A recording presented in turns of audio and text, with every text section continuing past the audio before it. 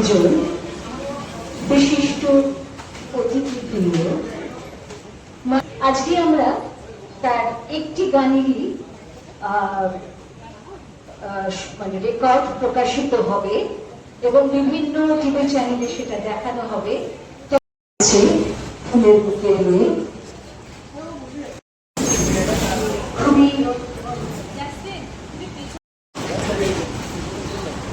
আমাদের অত্যন্ত ভালো লাগার দেবিকাদিকে ফুলের তোড়া দিয়ে সম্মান জ্ঞাপন করছে। খুব সুন্দর একটি আনন্দের মুহূর্ত। ছোট বাচ্চা মেয়ে, মিষ্টি মেয়ে, জোরে একটা হাততালি। খুব সুন্দর মুহূর্ত।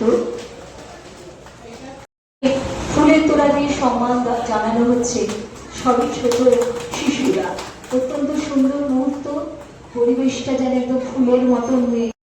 আমি গান রিলিজ করছি, তাই আমার তো খুবই ভালো লাগছে। আমার পাশে আমার বাবা, মা এবং গুরুজন অশোক বেত্র স্যার আছে। জয়শ্রী মিউজিক রিলিজ করছে একটি গানের অ্যালবাম।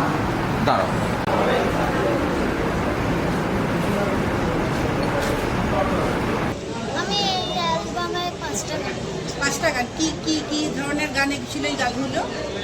কাগজের নৌকা, চিকুবা, হ্যাঁ সুবা সামবে, আমার ইচ্ছাগুলো পাখির ব্যাপার, আর আইবৃষ্টি আইটা মঞ্চে চাই। আচ্ছা, এই যে গান গাইলে তুমি, তো হঠাৎ কি মনে করে এইরকম অ্যালবাম একটা তৈরি করবে? কেন কেন মানে বাড়িতে তো গান গাও, গান শিখছো তো? কতদিন ধরে শিখছো? 2 বছর। 2 বছর হলো শিখছো। কি ধরনের গান শেখো? সব রকমের গান শিখি। আচ্ছা, আর তাহলে এই যে 2 বছর ধরে গান শিখছো, অ্যালবাম করার ইচ্ছা হল কি? বাড়িতে বলেছে মা, মানে কে বলেছে? আমার বাবা। কি বলেছেন? আমার বাবা মানে অশোক বেত্র স্যার, উনি আমার বাবাকে বলেছিল তাই। আচ্ছা, বাড়িতে আর কি আছে যারা গান বাজনা করে? না, আমি তুমি একাই করো? আচ্ছা, সব ধরনের গান বলতে কি কি গান বলো? লোকগীত, রবীন্দ্রসঙ্গীত, নজরুল, সবই করছো। আর তুমি কোন ক্লাসে পড়ো? আমি এই ক্লাস 4-এ পড়ি। কোন school? Delhi public high school, knowledge. এই অ্যালবামে যে গানগুলো দিয়েছে, যে কোনো একটা গান 2 লাইন শোনাও না।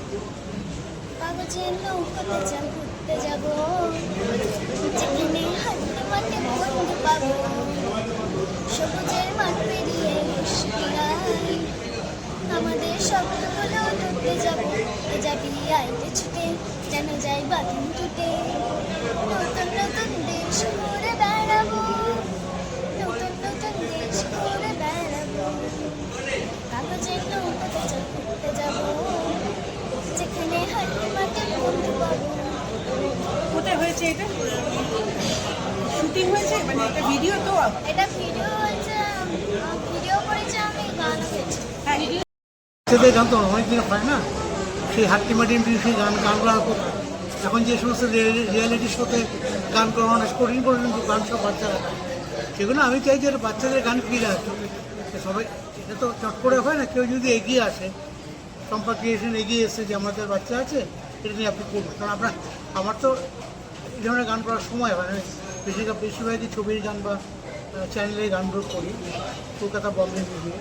তাহলে একটা ভালো সুযোগ এলো, কাজটা করলাম। কিন্তু বাচ্চা আস্তে আস্তে যদি ওকে এখন তো এখন মানে মিডিয়া ছাড়া, সোশ্যাল মিডিয়া ছাড়া সে যেই হোক না কেন, এটা একটা সোশ্যাল মিডিয়া আসা একটা যুদ্ধ চলছে প্রত্যেক জায়গাতে, তারা ভারতবর্ষ জুড়ে।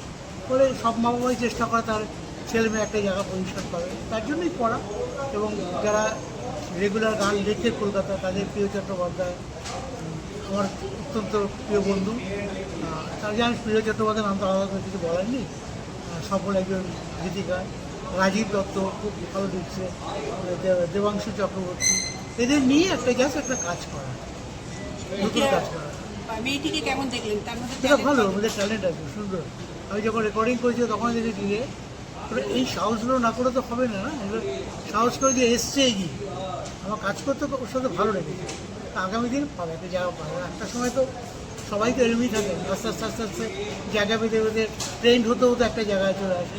ও যেভাবে ট্রেন পাচ্ছে আশা করি আগামী দিনে একটা ভালো জায়গা পাবে।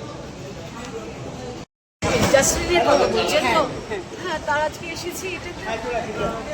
এটা তো অসুখটা করেই থাকেন সবসময়, আমি দেখেছি এবার বহুবার এরকমই ভাবে আমাকে আমন্ত্রণ জানিয়েছেন এবং নতুন নতুন আর্টিস্টকে গান গাইয়েছেন।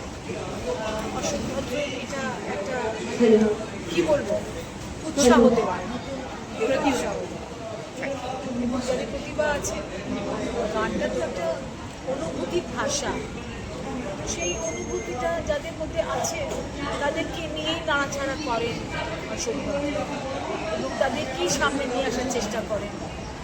এবং আমি প্রতিবার দেখেছি, মানে যতবার এসেছি এরকম প্রোগ্রামে, সত্যিকারের এরা ভালো গায়ক গায়, যেগুলো জানতে হবে জোর করে গাওয়ানো হচ্ছে না, সত্যিকারই এরা ভালো গান গায়, মানে মিষ্টি স্বভাবের হয় এবং ভারী মিষ্টি গলাও।